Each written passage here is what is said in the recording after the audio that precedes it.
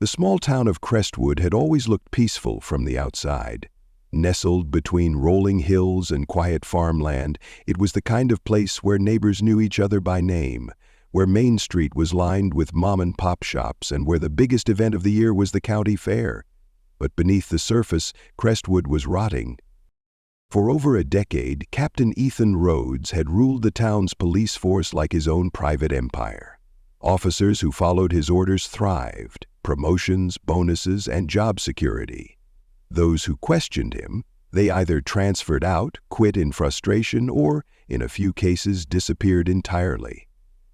Rhodes wasn't just another corrupt cop skimming off the top.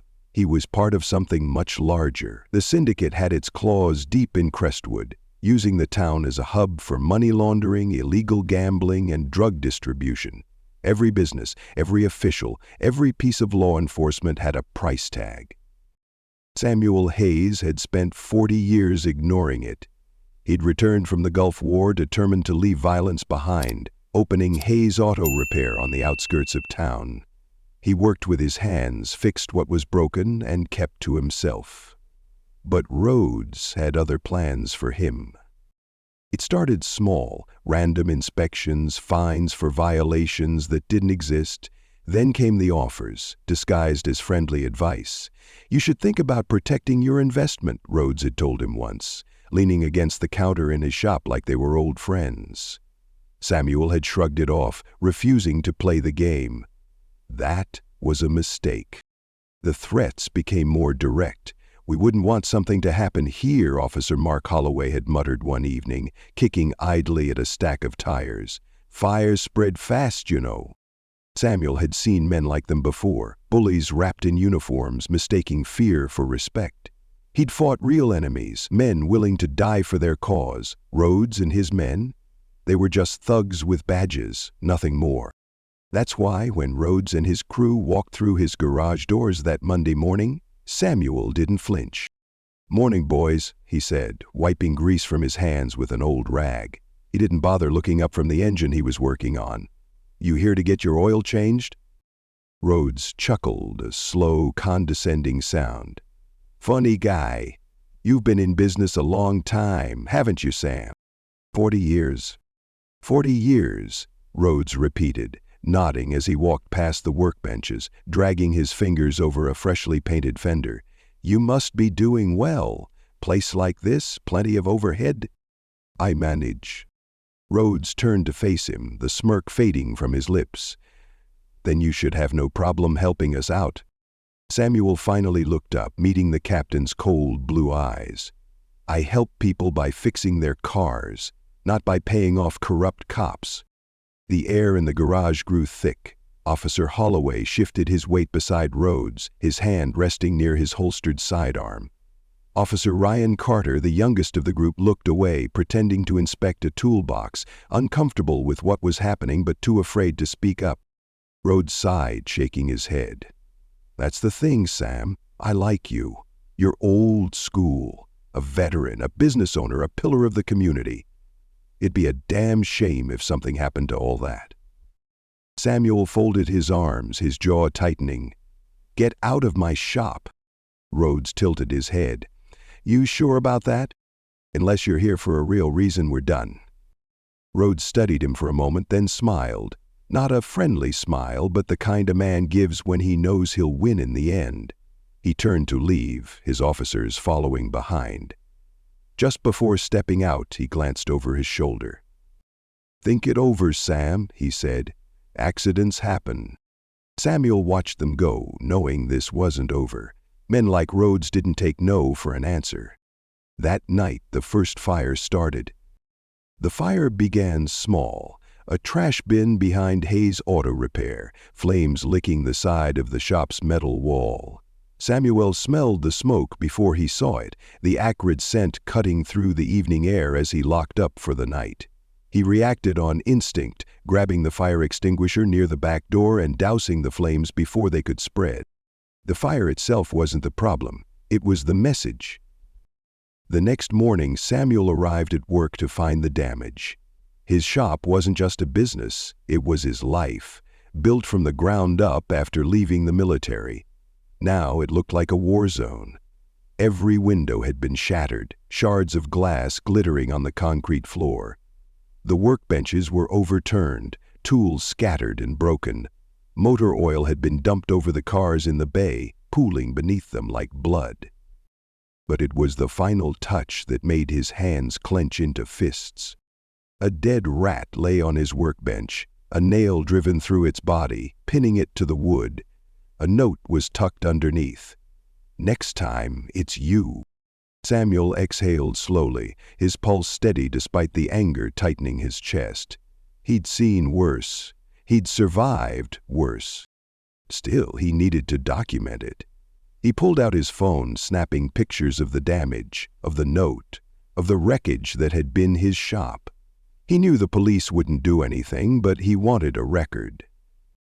He was on the phone with his insurance company when the first patrol car rolled up. Not to help, not to investigate, to finish the job. A tall, thin man in a department-issued windbreaker stepped out, clipboard in hand, a smug expression on his face. "Samuel Hayes?" Samuel nodded, pocketing his phone. "Jacob Turner, Health and Safety Inspection." The man barely looked up as he flipped through his paperwork. "Looks like we've got some serious violations here." Samuel crossed his arms. "Like what?" Turner gestured vaguely toward the mess. "Operating in unsafe conditions, potential environmental hazards, lack of proper disposal of hazardous materials." He tapped his clipboard. "I'm going to have to shut you down until these issues are addressed." Samuel let out a short laugh. "Let me guess, you work for Rhodes." Turner gave him a condescending smile. "I work for the town, Mr. Hayes, just enforcing the law." "Yeah? And where were you yesterday?" "Didn't seem too concerned about safety then." Turner's smile widened. "Maybe you should have thought about that before you started making trouble." Samuel's fingers twitched, the urge to react nearly overwhelming, but he held himself in check. This wasn't the battlefield. These weren't trained enemies. They were cowards hiding behind bureaucracy. "Get off my property," he said, voice low but steady. Turner's grin didn't fade. He simply tore a form from his clipboard and slapped it against the door. "Closed, until further notice." Samuel didn't move as the inspector walked back to his car. He didn't look away as the engine started and the vehicle pulled onto the road. He just stared at the paper taped to his shop, the words, a mockery of everything he'd built. He took a deep breath, pulled his phone back out, and dialed the only number that mattered. The line rang twice before a familiar voice answered. "Dad?" Samuel exhaled slowly. "I need your help, son." On the other end of the line, Adrian Hayes was silent for a beat. When he spoke again, his voice had changed. "Tell me everything." Ian Hayes sat alone in a dimly lit barracks, his gear neatly packed beside him, ready for the next mission. The military had trained him to operate in the world's most dangerous places, to extract information, eliminate threats, and disappear before anyone knew he was there. Years of intelligence work had given him access to databases most civilians never knew existed, and contacts in agencies across the globe. He'd built a career in the shadows, solving problems most people never knew existed. But when his phone rang that night, the voice on the other end was one problem he never ignored. "That?" Samuel's voice was steady, but Adrian could hear the weight behind it. His father wasn't a man who asked for help. He was the kind of man who handled his own problems, who stood firm even when the world pushed back. If he was making this call, things were worse than he was letting on. "I need your help, son." Adrian sat up straight, muscles tensing. "Tell me everything." Samuel's recounting was matter of fact, as if he were reading a grocery list instead of describing threats, vandalism, and corrupt cops shutting down his business. He didn't complain, didn't ask for sympathy. He just laid out the facts, letting Adrian fill in the blanks. By the time his father finished, Adrian was already pulling up maps of Crestwood on his secure tablet, calculating the fastest way home, his mind running through tactical scenarios and potential resources he could call upon. "They want you scared," he said, his voice cool and precise. "They think they can push you out." "They're wrong," Samuel replied. Damn right they are. Adrian stood, grabbing his duffel bag and slinging it over his shoulder. I'm wheels up in an hour. You don't have to do this, son. Yes, I do. A long silence stretched between them. When Samuel finally spoke, there was something almost amused in his voice. They call you Phantom, don't they? Adrian allowed himself a small smirk. Yeah. Then it's about time these bastards learned why. Adrian ended the call, his mind already focused on the mission ahead. This wasn't just about his father's shop. It wasn't just about Crestwood. It was about men like Rhodes. Men who thought a badge made them untouchable, who preyed on the weak because they thought no one would stand up to them. They were about to learn that some shadows fight back. The flight to Crestwood was uneventful, but Adrian Hayes' mind was anything but still. He had spent years dismantling networks of corruption overseas, government-backed warlords, arms dealers, intelligence leaks. But this was personal. By the time his plane touched down, he had already pulled records on Ethan Rhodes and every officer under his command through his military intelligence contacts and specialized software he'd borrowed from his last assignment.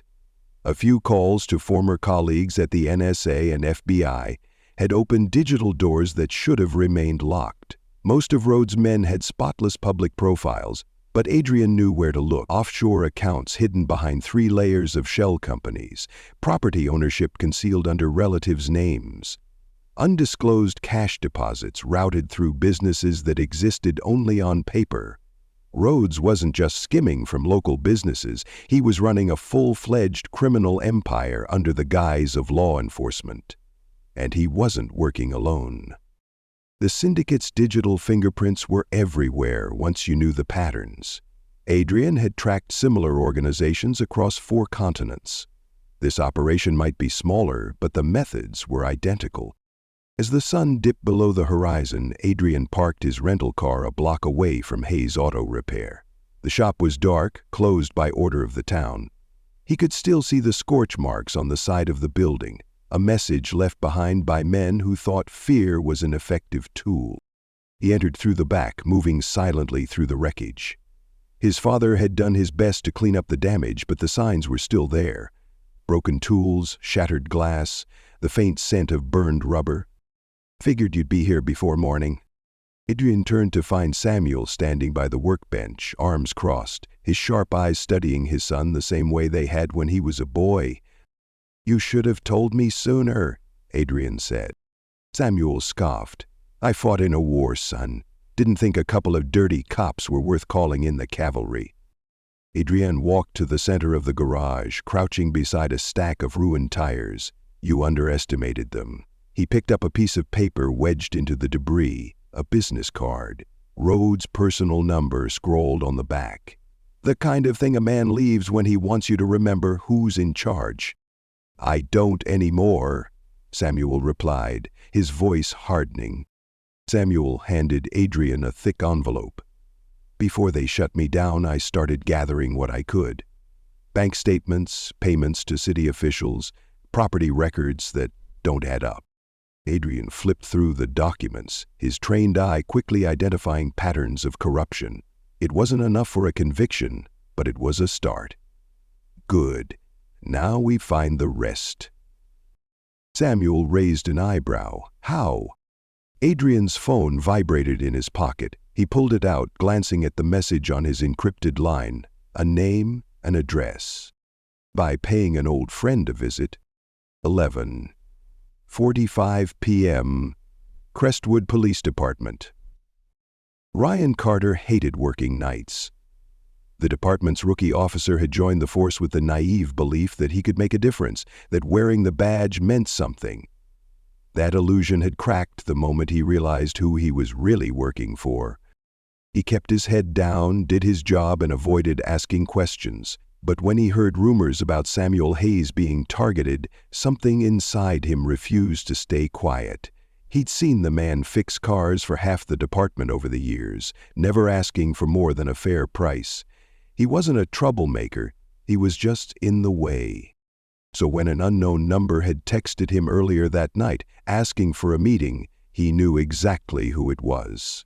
Now, standing in a parking lot behind the station, Ryan swallowed hard as Adrian Hayes emerged from the darkness like a ghost, moving with the silent precision that had earned him his nickname. "You're insane for coming here," Ryan muttered, glancing nervously toward the station's windows. "If Rhodes finds out—" "He won't." Adrian stepped closer. "Unless you tell him." Ryan exhaled sharply. "Why am I here?" "I need access to the department's files," Adrian said. "Unedited body cam footage, case reports that never made it to the prosecutor's office, anything Rhodes tried to make disappear." Ryan rubbed the back of his neck. "That's career suicide." "No." Adrian's voice was calm but firm. "Letting men like Rhodes run this town is career suicide." Ryan hesitated, then glanced around to make sure they were alone. "There's a backup server in the records room. He thinks it's wiped clean, but I know a guy in IT who keeps an offline copy. If I can get in." "You can." Adrian handed him a small drive. "Copy everything you can find, then get out." Ryan nodded, pocketing the device. "And after that?" "Have that," Adrian said, his eyes dark with purpose. "We burn them to the ground." Ryan Carter worked fast. His hands trembled slightly as he navigated the department's outdated record system, bypassing standard access protocols. He had spent months pretending not to see the corruption around him, but now he was actively working against it. As he inserted the drive Adrian had given him, the system hesitated before opening a directory Rhodes thought had been erased. The drive contained specialized decryption software that broke through the department's security in seconds. Folders labeled confidential and internal review popped up, each containing years of buried reports. Unlawful arrests, evidence tampering, illegal seizures, and then there were the financial records, the real smoking gun. Ryan scanned the list of transactions, payments funneled through fake businesses, protection fees collected from local shops, kickbacks to city officials. The trail was obvious once you knew where to look. One name kept appearing in the files: Alexander Graves, a name Ryan had never heard before, but who seemed to be above even Rhodes in the Syndicate's hierarchy. With one last deep breath, he copied the files, yanked the drive, and shut everything down. He wasn't sure how much time he had before Rhodes noticed, but it didn't matter. He had what he needed. 2:30 a.m. Hayes Auto Repair. Adrian leaned against the workbench, flipping through the reports Ryan had delivered an hour earlier. His father stood nearby, arms crossed, listening as Adrian outlined the extent of Rhodes's operation. "This is bigger than I thought," Adrian admitted, pointing to a complex web of transactions he'd mapped out on his laptop.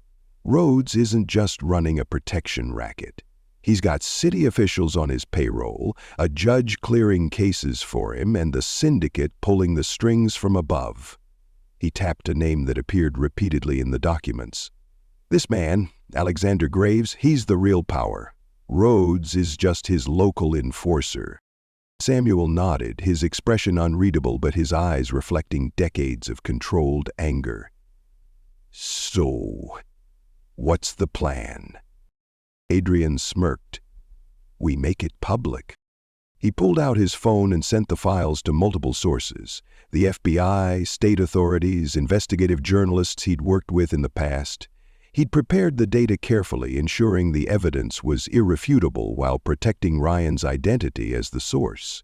Within minutes, headlines started surfacing online. Crestwood police chief linked to criminal syndicate. Bribes, extortion, and cover-ups. Corruption runs deep in small-town police force. Federal investigation launched into systemic corruption in Crestwood. Across town, Ethan Rhodes was about to wake up to a nightmare. 6:45 a.m. Crestwood Police Department. The morning briefing was chaos. Rhodes stormed into the precinct, slamming a copy of the news article onto the table. Officers exchanged nervous glances as their captain's face turned red with fury. "Who leaked this?" Rhodes growled, his voice barely controlled, veins bulging in his neck. No one spoke. Ryan Carter kept his eyes on his notepad, careful not to draw attention. Rhodes turned to Officer Holloway. "Get it on this. I want to know where this came from." Holloway hesitated. "Sir, the files they posted, they came from our own system?" Rhodes' jaw clenched. "Impossible. We scrubbed everything." Holloway swallowed hard. There was a backup. Silence settled over the room as realization dawned. Someone on the inside had betrayed them. Rhodes' gaze swept across his officers, lingering briefly on Ryan before moving on. "Find out who did this, and find Hayes. Both of them. Now, 7:15 a.m., downtown Crestwood." Adrian watched from a nearby rooftop as police units scrambled, searching for answers they wouldn't find. He'd chosen this position carefully, giving him clear sightlines to both the police station and his father's shop. The FBI had already received the files, and it was only a matter of time before warrants were issued. His contacts had confirmed federal agents were already en route to Crestwood. His phone buzzed, a text from an unknown number. "Nice move, but you just started a war." Adrian smirked, pocketing his phone. That was the idea. Ethan Rhodes had spent years building his empire, and now he was watching it collapse in real time. News outlets ran damning headlines, social media exploded with outrage, and the FBI was breathing down his neck. But what scared him most wasn't the journalists or the investigators. It was the feeling that someone was orchestrating this, someone who knew exactly where to hit. Someone like Adrian Hayes. Rhodes paced inside his office, the blinds drawn. His officers, his loyal officers, stood around the room, shifting uncomfortably as he glared at them. "We have a problem," he said, voice low and dangerous. "Someone inside this department betrayed us." No one spoke. "Carter," Rhodes snapped, "where's Hayes?" Officer Ryan Carter kept his face neutral, years of hiding his true feelings finally proving useful. "We're still looking, sir." Rhodes narrowed his eyes. "Try harder." Holloway, his second-in-command, cleared his throat. "Sir, it's not just the leak. The mayor's office just called. The DOJ is getting involved. They want all department records turned over." Rhodes slammed a fist on his desk. "They think they can push me out?" He exhaled sharply, forcing himself to calm down. "Fine. If the feds want a show, we'll give them one. We need to clean house. Destroy whatever evidence we missed." Holloway hesitated. "Sir, it's already out there. The files are public." "Then we control the narrative." Rhodes turned to Carter. "Find Hayes, both of them." "I don't care how." Ryan gave a sharp nod, turning to leave. He had just reached the door when his phone buzzed. A message, one he didn't dare open in front of Rhodes. "Check your email. You're not as invisible as you think." His pulse quickened. He waited until he was outside safely in his patrol car before pulling up his inbox. A single email, no sender information, encrypted routing. He clicked it. Body cam footage attached. Ryan's stomach dropped. He recognized the video immediately. Rhodes and Holloway vandalizing Hayes' shop, laughing as they spray-painted threats on the walls. The footage was crystal clear, with Rhodes's face perfectly visible as he drove the nail through the dead rat, saying, "Let's see if the old man gets the message." Another message followed. "Time to choose a side. 9:00 a.m. Hayes Auto Repair." Adrian sat at his father's workbench, calmly disassembling a handgun. Every move was slow, deliberate, the product of thousands of hours of training. His father leaned against the counter, watching with the critical eye of a man who understood weapons from his own military days. "You think he'll flip?" Samuel asked. "He's not a bad cop," Adrian said, inspecting the barrel with practiced precision. "Just scared." He reassembled the weapon with fluid efficiency, the parts clicking together perfectly. "But fear makes people dangerous." Samuel grunted. Yeah, well, so does backing them into a corner. A knock at the garage door interrupted them. Samuel grabbed a wrench, instinctively moving to a defensive position. Adrian raised a hand. It's him. Ryan Carter stepped inside, glancing around nervously, his uniform disheveled from what was clearly a sleepless night. You need to stop this, he said. Adrian leaned back. Stop what? This, whatever the hell you're doing. Ryan ran a hand through his hair, his eyes bloodshot. You've already won. The FBI's moving in. Rhodes is panicking. The whole town knows what's going on. Adrian studied him, noting the slight tremor in the young officer's hands, the way his eyes kept darting to the windows. Then, why are you here? Ryan hesitated. Then he pulled out his phone and tossed it onto the workbench. Because if you don't stop, he's going to kill you. Adrian picked up the phone, watching the video play. Rhodes and his men gathered in the station's back room, talking about their next move. We should have handled this sooner. We take out Hayes, this all goes away. Samuel clenched his jaw, the muscles in his neck tightening. So that's their plan? Ryan exhaled sharply. Not if we stop them first. Adrian smiled, a cold, calculating expression that didn't reach his eyes. Now you're thinking like a good cop. Ryan shook his head. No. I'm just tired of working for the wrong side. Adrian stood, loading his weapon with practiced efficiency. Then let's make sure there's only one side left. The attack came just after midnight. Samuel Hayes had seen enough wars to know when something was coming. The way the streetlights flickered out one by one, not randomly, but in sequence. Someone had cut the power grid section by section. The unnatural stillness of the air, no traffic, no distant voices. The feeling deep in his bones. The same feeling he'd had in the desert, seconds before an ambush. He stepped out onto the shop's front porch, shotgun resting casually in his grip but his finger near the trigger. The town was quiet but not empty. He could feel eyes watching from the darkness, could almost sense the laser sights sweeping the building. They're here, he murmured, his voice steady despite the danger. Inside, Adrian sat at the workbench, piecing together a makeshift surveillance hub from an old laptop and a portable radio scanner. Thermal imaging feeds from small cameras he'd placed around the perimeter showed multiple heat signatures approaching. He barely glanced up. I know.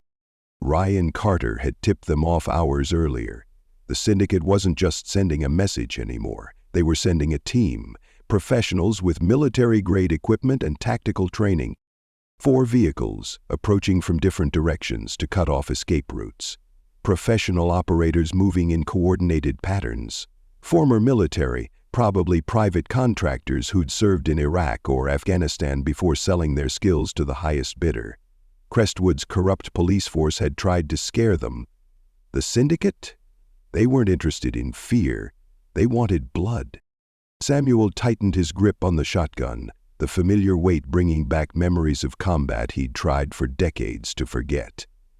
We should have left town. Adrian smirked, checking his weapons one last time. And let them think they won? He slid a fresh magazine into his pistol, the click echoing in the quiet shop. Not a chance.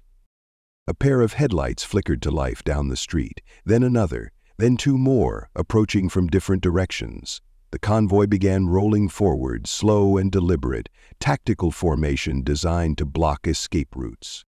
Adrian stood, slipping his sidearm into its holster and checking the combat knife strapped to his ankle.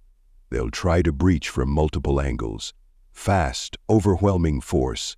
He looked at his father. You remember what I told you? Samuel nodded, the shotgun steady in his weathered hands. Don't try to fight their fight. Make them fight ours. Adrian grinned. That's my old man.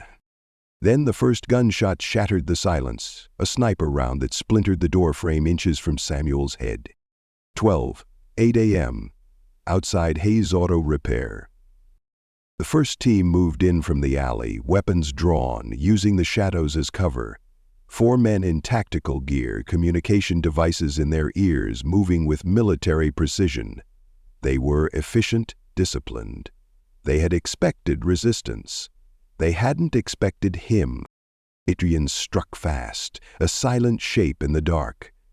The first man never saw the blade until it was buried in his ribs, the carbon steel slipping between his body armor plates. The second turned just in time to take a brutal strike to the throat, his windpipe crushed before he could call for backup. The third was better trained. He sensed movement and tried to fire. Too slow. Adrian grabbed the barrel, twisted, and sent the shot wide before slamming the man's head into the brick wall with enough force to crack the mortar. The fourth managed to get off a shot that grazed Adrian's shoulder, tearing through his jacket. Adrian didn't flinch, didn't hesitate. A quick lunge forward, a twist of the wrist, and the attacker's own knife found its way between his ribs. 3 down. 4. Inside the shop, Samuel crouched behind a workbench reinforced with steel plates Adrian had installed hours earlier. When the front door burst open, he fired once. The blast tore through the first attacker, sending him sprawling across the concrete floor in a spray of blood and tactical gear. The second dived for cover behind a metal cabinet. Bad move. Samuel pumped the shotgun, the sound echoing through the garage. "Come on, then," he muttered, his Gulf War training returning like muscle memory. A figure moved. Samuel fired again, shattering the cabinet's edge and sending metal fragments flying. The man staggered, clutching his leg where shrapnel had torn through it, but before Samuel could finish him off, another shot rang out. The attacker fell, a clean hole in his forehead. Ryan Carter stood in the doorway, gun smoking, his police-issue sidearm held with unexpected steadiness. "Guess I'm on your side now," he muttered. Samuel gave him a nod, respect in his eyes. "Took you long enough." 12:20 a.m., the Syndicate's last stand. Outside, the remaining team members regrouped, realizing too late that the ambush had turned against them. Bodies lay scattered around the perimeter, evidence of Adrian's lethal efficiency. A radio crackled. "Alpha team down, Delta team not responding, move in, full breach."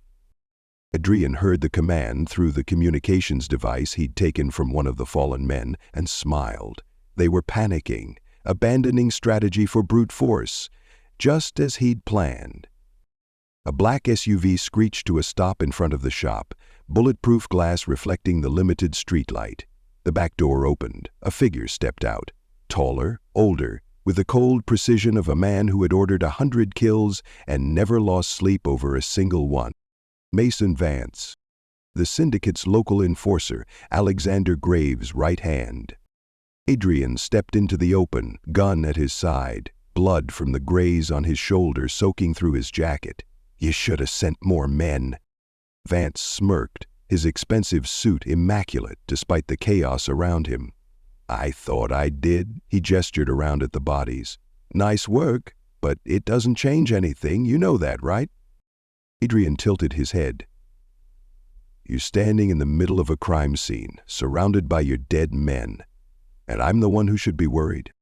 Vance chuckled, a sound devoid of humor. "This town is already mine. The cops, the mayor, the businesses, they're all bought and paid for. You think the FBI is going to save you? You think they care about this place?" Adrian's smile didn't waver. "No," he said. "That's why I made sure they wouldn't have a choice." Vance frowned, confusion crossing his face for the first time. Then the sound of sirens filled the air. Not just local cops. FBI. State troopers. The kind of law enforcement you couldn't buy. What Vance didn't know was that Adrian had been feeding information to federal agencies for days, building an airtight case while simultaneously setting up this confrontation. The timing wasn't coincidence, it was choreography. Adrian took a slow step forward. "You came here to tie up loose ends, Mason. But the only loose end left is you." Vance's jaw tightened. His hand twitched toward his gun, a custom .45 barely visible beneath his tailored jacket. Adrian didn't give him the chance. One shot, precise, controlled. Vance staggered, hand clutching his shoulder as he fell to one knee, surprise replacing the confidence on his face. Adrian had deliberately aimed for a non-lethal shot. Death would have been too easy. Behind Vance, the FBI agent stormed in, weapons raised, tactical team moving with practiced coordination. FBI! On the ground now! It was over. 5 a.m. Aftermath. The remaining Syndicate men were cuffed and loaded into black SUVs, their expressions a mixture of shock and defeat. Crestwood's police department, gutted by scandal, was powerless to stop it. Several officers, including Holloway, were themselves being led away in handcuffs. Samuel sat on the shop's front steps, shotgun resting beside him, his weathered face showing exhaustion but also a peace that had been absent for months. Ryan leaned against the doorframe, badge still on his belt but somehow looking different now, more like the officer he'd always wanted to be. "So," he said, "what now?" Adrian exhaled, watching as the last of Vance's men were dragged away, an FBI agent carefully documenting the scene. "Now?" He turned to his father. "We rebuild." Samuel gave him a look, the kind only a father can give a son. "And after that?" Adrian smirked. "We make sure this never happens again." As the sun began to rise over Crestwood, painting the damaged shop in gold and orange light, one thing was clear. The Syndicate's hold on Crestwood was finished. And Adrian Hayes was just getting started. The storm had passed, but the war wasn't over. Mason Vance was in federal custody, his shoulder wound treated but his future decidedly bleak. The FBI was tearing through the remains of the Syndicate's local operations, seizing documents, freezing accounts, arresting associates. But Adrian Hayes knew better than to think it was finished. He'd spent years dismantling networks like this across 3 continents, and he knew the truth. Cutting off the head didn't always kill the beast. The Syndicate wasn't just a small-town criminal empire. It was part of something bigger, with connections to international money laundering operations, weapons trafficking, and political corruption that reached state level. And someone, somewhere, would want revenge. That someone was Alexander Graves, a name Adrian had seen repeatedly in Syndicate files. A man too powerful to be just another enforcer, with connections to senators and judges. He wasn't the kind to get his hands dirty. He was the kind who made men like Vance disappear when they failed, who could make problems vanish with a single phone call. And according to a source Adrian had cultivated within the Bureau, Graves had just arrived in Crestwood. Which meant one thing. He was here to clean up loose ends. 11:45 p.m. Abandoned factory on the edge of town. Adrian crouched on the rooftop, scanning the parking lot below through military-grade night vision optics. 3 black SUVs with diplomatic plates, unusual for a small town like Crestwood. 2 guards at the entrance, carrying themselves like former special forces. A small team positioned near the loading dock, professional, alert, despite the late hour. Inside, Ethan Rhodes was waiting. The former police chief had disappeared the moment the FBI raided the station. Adrian had figured he'd gone underground, maybe run to another city. But no, Rhodes was still here, hiding under the Syndicate's protection, hoping Graves would bail him out. Surveillance photos showed him entering the factory 2 hours earlier, looking haggard and desperate. "Not tonight." Adrian pressed his earpiece. "Ryan, you in position?" A beat of silence, then the young officer's voice came through, steady despite the danger. "Yeah, east side by the emergency exit. FBI tactical team is standing by 2 blocks away." Adrian smirked. "Nope." He checked his watch, the luminous dial showing 11:47. 5 minutes. Ryan hesitated. "And if something goes wrong?" Adrian cut the line before Ryan could argue, adjusting his tactical vest and checking his weapon one last time. 11:50 p.m. inside the factory. Ethan Rhodes sat at the center of the room, hands clenched into fists, sweat beading on his forehead despite the cool night air. Across from him, Alexander Graves poured himself a drink from a crystal decanter, his movements slow, deliberate, the picture of a man completely in control. "I gave you control of this town," Graves said, swirling the amber liquid in his glass, his tailored suit worth more than Rhodes' annual salary. "And look what you did with it." Rhodes swallowed hard. "I just need time. I can fix this." Graves sipped his drink, then placed the glass down carefully on the makeshift table. "Time?" He exhaled, shaking his head. "You don't seem to understand the situation. Ethan, the Syndicate doesn't tolerate failures." Rhodes's breath hitched. "I can still—" Graves raised a hand and one of his men stepped forward, gun in hand, the silencer already attached. Rhodes froze, the color draining from his face as he realized he was about to become another loose end. Then, from the rafters above, cracked. A single gunshot rang out, echoing through the cavernous space. The guard dropped instantly, blood pooling beneath him, his weapon clattering to the concrete floor. Graves' men reacted fast, drawing weapons, scattering for cover behind crates and machinery. But Adrian Hayes was faster. He moved like a ghost, dropping from the rafters, landing with lethal precision between two of Graves's men. The first barely had time to register the threat before Adrian snapped his wrist, forcing him to drop his gun. A quick elbow to the temple sent him sprawling across the floor. The second fired, too slow. Adrian rolled, grabbed a fallen pistol and fired twice. The guard went down, clutching his chest. 3 left. Rhodes scrambled backward, eyes wide with panic, knocking over his chair. "What the—" Graves remained perfectly still, watching Adrian with calm amusement, as if witnessing a mildly interesting theater performance rather than a lethal incursion. "Impressive," he murmured, setting his glass down carefully. Adrian leveled his gun at him, stance perfect, aim unwavering. "Stand down."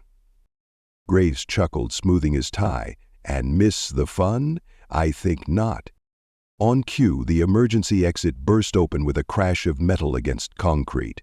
Ryan Carter stormed in, shotgun raised, his police training evident in his stance. Behind him, a tactical team from the FBI swept through the room, weapons trained on Graves and his remaining men. "FBI, hands where we can see them, now." It was over. Graves exhaled, adjusting his cuffs as if merely preparing for a business meeting. "I assume you've already sent my files to your friends at the Bureau?" Adrian smirked. "Oh, yeah, they're having a great time going through them, especially the offshore accounts in the Caymans." Graves nodded, almost amused. Then, without warning, he lunged with surprising speed for a man his age. Adrian dodged, but Graves was faster than expected. His fist connected with Adrian's ribs, sending him back a step, the impact revealing military training beneath the businessman exterior. A knife flashed, a ceramic blade that had escaped detection. Adrian blocked it just in time, his forearm catching Graves' wrist inches from his throat, twisting Graves' wrist with practiced precision, forcing the blade free. The knife clattered to the floor as they struggled, locked in brutal close-quarters combat.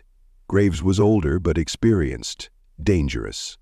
He fought with the kind of precision that came from years of training, likely special forces before he joined the criminal world. But Adrian fought like a man with nothing to lose. He struck hard, a brutal knee to the ribs that made Graves gasp, then spun, twisting Graves' arm behind his back with enough force to strain ligaments. A second later, Graves was on the floor, Adrian's boot pressing down on his chest, pinning him to the cold concrete. "Looks like you're the loose end now," Adrian said, his breathing controlled despite the exertion. Graves grinned, blood on his lip, his composure finally cracking. "Kill me, and another will take my place. The Syndicate is bigger than you know." Adrian leaned down, voice low enough that only Graves could hear. "That's what I'm counting on." Then he stepped back as FBI agents swarmed in, cuffing Graves, dragging him to his feet. The man who had ruled from the shadows for years, now exposed in the harsh fluorescent light. Rhodes didn't even fight. He just slumped in his chair, eyes hollow, a broken man watching his world collapse. Adrian turned to Ryan, nodding with respect. "Call it in." Ryan nodded, already on his radio. "Already did. They're bringing in the transport now." 2:30 a.m., Crestwood Police Department. Adrian stood outside, watching as the last of Graves' men were loaded into transport vehicles, the flashing lights painting the night in red and blue. The town was quiet again, but it was a different kind of quiet, the silence of relief rather than fear. Samuel walked up beside him, his shotgun left behind, standing straight despite the night's exertions. "So," Adrian exhaled, feeling the weight of the past few days. "It's over." Samuel raised an eyebrow, the skepticism of a man who'd seen too many endings turn into new beginnings. "Is it?" Adrian smirked. "For now." Ryan approached, hands in his pockets, his uniform rumpled but his eyes clear. "FBI wants you to stick around. They've got questions. A lot of them." Adrian shook his head. "I don't do debriefings." Ryan sighed. "Figures." He extended a hand. "Good luck, man." And "Thanks." Adrian shook it firmly. "You'll do fine here, Chief." Ryan scoffed, but there was a hint of pride in his eyes. "Not yet." "You will be." Adrian's tone made it sound less like a prediction and more like a fact. Ryan nodded, stepping back. "So, what's next?" Adrian looked out over the quiet streets of Crestwood. His mission complete, but his work never finished. There's always another town. And with that he disappeared into the night, moving through shadows that seemed to welcome him home. The sun rose over Crestwood, casting a golden glow over a town that had finally shaken free of its chains. For the first time in years, the people walked their streets without fear. No more corrupt cops shaking down business owners, no more syndicate enforcers lurking in the shadows. Justice had finally caught up with those who thought themselves untouchable. At Hayes Auto Repair, Samuel Hayes tightened the last bolt on a rebuilt engine, wiping his hands on a rag as he stepped back to admire his work. The shop had taken damage in the fight, but nothing that couldn't be fixed. That was the thing about Samuel. He'd spent his whole life fixing what was broken. Ryan Carter pulled up in a squad car, stepping out with a clipboard in hand. His badge was still fresh. The new chief of police of Crestwood, appointed after a unanimous vote by the town council. "You really should take a break," Ryan said, watching as Samuel grabbed another tool, his movements showing no sign of slowing despite his age. Samuel scoffed. "I don't know how." Ryan smirked, flipping through his paperwork. "Well, maybe this will slow you down. Town council wants you on the new civilian oversight board." Samuel raised an eyebrow. "You mean the same council that looked the other way for years?" "They're looking forward now," Ryan said, his expression serious. "They want accountability, someone to keep guys like me in check." He set the clipboard on the counter. "Figured you might be interested." Samuel chuckled, but there was thoughtfulness behind his eyes. "I don't do politics, son." Ryan shrugged. "That's why they want you." Samuel exhaled, glancing at the form, decades of staying out of the fight, warring with the realization that sometimes the fight comes to you. Maybe it wasn't a bad idea. Meanwhile, across the country, a black SUV pulled into a dusty Arizona town, rolling to a stop outside a local diner. The morning sun glinted off its polished surface, highlighting the thin layer of desert dust already settling on the hood.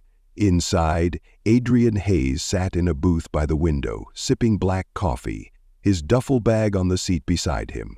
The waitress had already learned not to ask too many questions of the quiet man with watchful eyes. His phone vibrated against the worn tabletop. A message from an unknown number, routed through 3 different encryption protocols. New target. Same problem, different town.